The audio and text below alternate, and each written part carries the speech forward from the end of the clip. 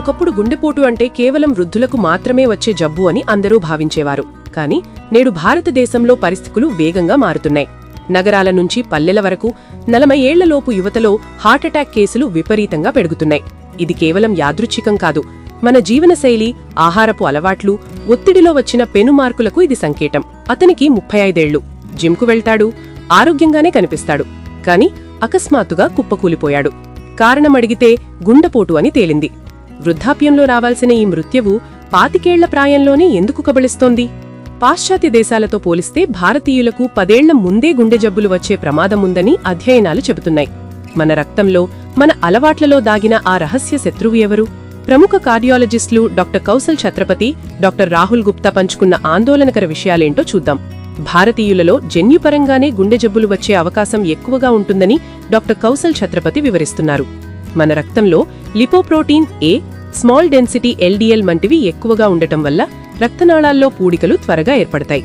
జన్యువులు gun load చేస్తే మన జీవనశైలి ట్రిగ్గర్ను నొక్కుతుంది అని ఆయన వ్యాఖ్యానించారు.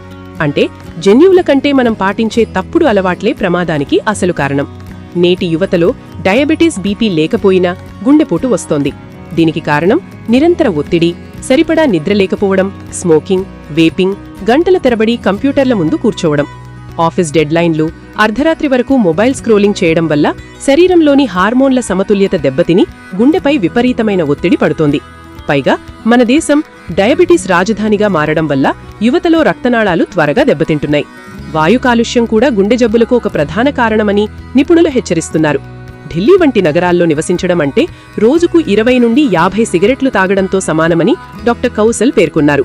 గాలిలోని సూక్ష్మ కణాలు రక్తంలో చేరి క్లాట్స్ ఏర్పడేలా చేస్తాయి. యువతలో చాలామంది ఛాతీలో అసౌకర్యం, శ్వాస తీసుకోవడంలో ఇబ్బంది లేదా విపరీతమైన అలసటను సాధారణ సమస్యగా భావిస్తారు. మేమింకా చిన్నపిల్లలమే కదా, మాకు హార్ట్అటాక్ రాదు అనే భ్రమలో ఉండి చికిత్సను ఆలస్యం చేస్తారు. అందుకే 25 ఏళ్లు దాటిన ప్రతి ఒక్కరూ, ముఖ్యంగా కుటుంబ చరిత్ర ఉన్నవారు, క్రమం తప్పకుండా కార్డియాక్ స్క్రీనింగ్ చేయించుకోవాలని డాక్టర్ రాహుల్ గుప్తా సూచిస్తున్నారు. గుండె ఆరోగ్యం అనేది మనం తీసుకునే రోజువారీ నిర్ణయాలపై ఆధారపడి ఉంటుంది. వారానికి కనీసం 150 నిమిషాల వ్యాయామం, 7 నుంచి 8 గంటల నిద్ర, పౌష్టికాహారం మరియు ధూమపానానికి దూరంగా ఉండటం ద్వారా ఈ ముప్పును తప్పించుకోవచ్చు. గుండె చిన్నదే కావచ్చు, కానీ అది మన జీవనశైలికి బలంగా స్పందిస్తుంది.